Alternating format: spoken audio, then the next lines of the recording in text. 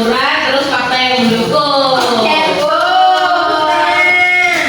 Oke, jadi aku mau mengecek harian kalian dulu supaya Ibu tahu siapa yang malas turun sekolah. Siapa yang rajin? Oh, Nadia kan tuh. Gua absen dulu ya, rekaman. Kemarin ada datang punya Sheila Fadila, Malaysia, Andi Nono, Widya Sari, serta Divina. Hadir, Ibu. Hal ini juga dapat membuat kalian itu terlatih karakter dalam pelajaran Pancasilanya itu untuk lebih berpikir kritis lagi dan juga bekerja sama dengan baik. Seperti itu. Langsung saja kita lanjut. Jadi apa itu teks editorial?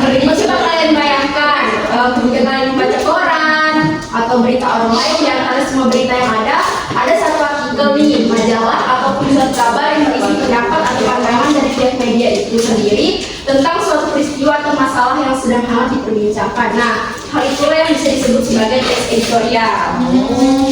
Yang dimana teks editorial ini dia berisi tentang isu-isu yang sedang terjadi, sedang hangat diperbincangkan pada saat ini. Selanjutnya Pak Fuad. Ibu, ada yang lantai lagi, Bu. Ya Bu, kakak Bu. Selanjutnya Faktual. Jadi walaupun di sini dia itu bersifat opini, tetapi di sini penulis itu berusaha untuk memberikan berita itu yang sesuai dengan fakta, dan juga relevan. Tersusun dengan teratur, yang dimana dimulai dari pendahuluan, isi hingga penutup. Oke, selanjutnya kita masuk pada unsur kebahasaannya. Yang pertama yaitu ada kata-kata populer. Jadi kata-kata populer di sini merupakan kata-kata yang umum digunakan dan mudah dipahami di berbagai kalangan. Contohnya seperti korupsi, belanja online, lapangan, teks yang berperan penting dalam menyusun argumen yang meyakinkan. Contohnya itu, akibatnya, sayangnya, sebab, karena, dan sehingga. Nah, yang terakhir ada kalimat retoris. Jadi kalimat retoris ini merupakan kalimat tanya yang dimana jawabannya itu tidak diharapkan, tapi di sini dia itu mengajak para pembaca untuk berpikir lebih mendalam lagi. Contohnya seperti ini. Kapan kita akan mulai peduli terhadap lingkungan hidup kita? Tentu kalimat ini memberikan kita itu pandangan untuk lebih berpikir secara mendalam. Kapan kita harus berpikir untuk mulai peduli terhadap lingkungan? Oke, sampai di situ materi kita. Sebelum Ibu lanjutkan, apa ada yang ditanyakan? Kalau tidak mengerti? Berasa semuanya sudah mengerti ya. Karena semuanya sudah mengerti, di sini Ibu akan memberikan kalian tugas kelompok. Jadi, Ibu minta kalian untuk membagi menjadi 3 kelompok terlebih dahulu. Silakan dipilih sendiri. 3 kelompok buat atau orang 3 kelompok? 3 kelompok. Dia dapatnya di mana? Ini kata dulu. Maka kalian diharapkan untuk mengambil soal. Aku mau nembak. Oke. Dalam. Oh, biru lagi. Oh, iya, biru. Oh, di mana bisa? Oh, Coba dulu.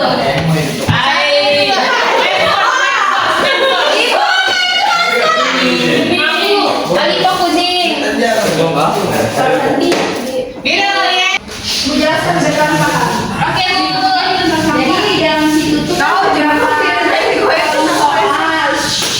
terdapat kolom soal dan kolom jawaban. Nanti di situ kalian diminta untuk menyocokkan, karena kan itu nama medianya kan match and stick, itu artinya mencocokkan dan menempelkan. Oke.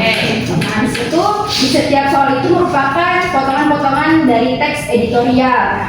Jadi nanti di situ kan diminta untuk menyelesaikan lah, itu termasuk dalam unsur kebahasaan yang mana di antara 4 tadi. Nah, di sini kan Ibu sudah siapkan nih jawabannya di stiker, kan bisa nempel aja nanti. Baik, di sini saya akan mempresentasikan hasil diskusi kami. Di sini yang pertama soalnya itu karena banyaknya sampah plastik di sungai, banjir semakin sering melanda kawasan perkotaan. Jawabannya itu konjungsi kausalitas karena dia menunjukkan sebab dan akibat. Lalu yang kedua itu masalah macet di kota besar belum juga ditemukan solusi. Ini termasuk kata-kata populer karena macet kan populer banget tuh. Terus yang ketiga, sampai kapan lingkungan kita harus menanggung akibat dari kelalaian manusia, itu retoris karena dia pertanyaan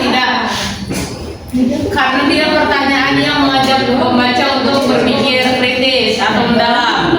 Yang keempat, banyak daerah di Indonesia yang belum mendapatkan akses pendidikan merata. Di sana anak-anak harus menempuh perjalanan jauh hanya untuk bersekolah. Itu kata ganti penunjuk karena ada kata di sana. Di sana anak-anak menempuh perjalanan gitu. Oke, yang pertama, masyarakat terus menurunkan naiknya harga kebutuhan pokok. Hal ini menunjukkan lemahnya pengawasan terhadap pasar. Jawabannya itu merujuk kepada kata ganti penunjuk. Karena kata ganti penunjuknya adalah hal itu karena digunakan untuk menunjukkan sesuatu isu yang sudah dijelaskan sebelumnya. Yang kedua, apakah pembangunan kesempatan diberikan, kami dari Komisi Pendidik akan menjelaskan mengenai ya. Jadi yang pertama itu pandemi COVID-19 telah membawa perubahan besar dalam berbagai aspek kehidupan termasuk pendidikan. Jadi yang kami dapat di sini yaitu kata-kata populer karena mencakup kata pandemi COVID-19. Terus kebijakan baru mengenai pendidikan karakter di beberapa sekolah telah dilaksanakan. Ini menunjukkan upaya pemerintah tambahan di sini. Nah, ini contoh dari indeks editorial secara menyeluruh, yang dimana di dalamnya di sini sudah mencakup keempat unsur bahasa tadi. Nah, di sini kalian bisa lihat kata-kata populernya terdapat pada mana yang mana? Karena itu merupakan kata yang sudah orang tahu. Selanjutnya kata ganti penunjuk ada yang tahu sini. Betul sekali karena di sini dia merujuk kepada isu mengenai pandemi COVID-19. Nah, terus di sini kondisi kausalitasnya itu oleh karena dia merujuk kepada sebab akibat dari mana terjadi pandemi COVID menyebabkan pemerintah dan sekolah perlu bekerjasama untuk mencari solusi yang lebih efektif. Lalu yang terakhir kalimat retoriknya di sini bukan karena mengajak si pembacanya untuk berpikir secara mendalam.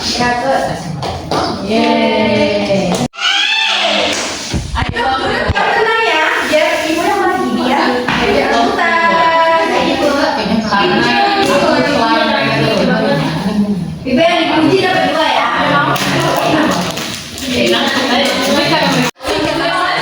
Nah, uang aja lewat apa?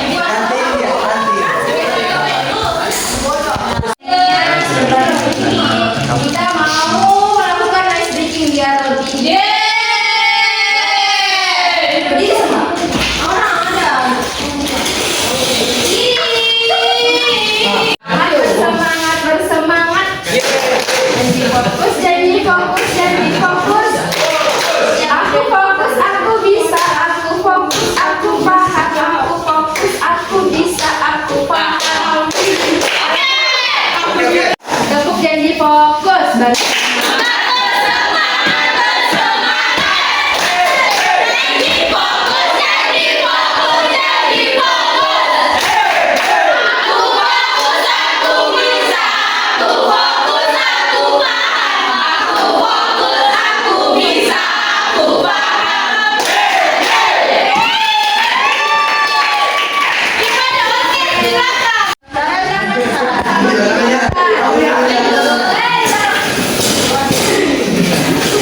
Mengenai gaya pemahaman kita pada hari ini. Jadi hari ini kita sudah belajar mengenai 4 unsur pembahasan bahasa Indonesia. Ada yang tahu apa saja? 4 unsur kebahasaan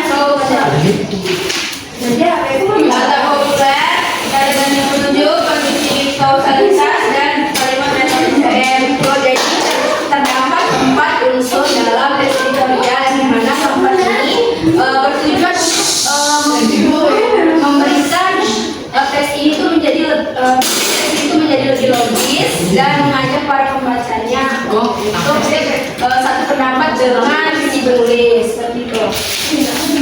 Nah, tapi sebelum itu Ibu juga ingin tahu pendapat dari kalian nih. Ini ada yang bisa tidak menyimpulkan mengenai pembelajaran kita pada hari ini dari awal hingga akhir? Kita. Bagi Rina. Dari Editorial adalah teks yang dibuat. Editorial adalah teks yang dibuat dengan faktual, dan mengandung unsur kebahasaan seperti kata populer, kata penghujung, sebab akibat atau kausalitas dan teori. Oh ya. Oke, jadi kata editorial ini bukan hanya udah baca, tapi di sini editorial juga bisa lihat bagaimana sudut pandang bagaimana sudut pandang seorang penulis terhadap teks editorialnya dengan cara kalian untuk melihatlah unsur kebahasaan yang digunakan. Oke, untuk minggu depan Ibu minta kalian untuk membuat teks editorial secara mandiri biar kalian Baik, Ibu. paham mengenai teks editorial. Oke, sebelum kita tutup hari ini, Ibu minta untuk kelas terhadap mimpi doa semoga ilmu yang diberikan ini dapat bermanfaat. Amin. Kelas teman-teman, sebelum kita pulang, mari kita berdoa. Dimulai. Berdoa selesai. Oke, Ibu cukupkan sekian. Wassalamualaikum warahmatullahi wabarakatuh.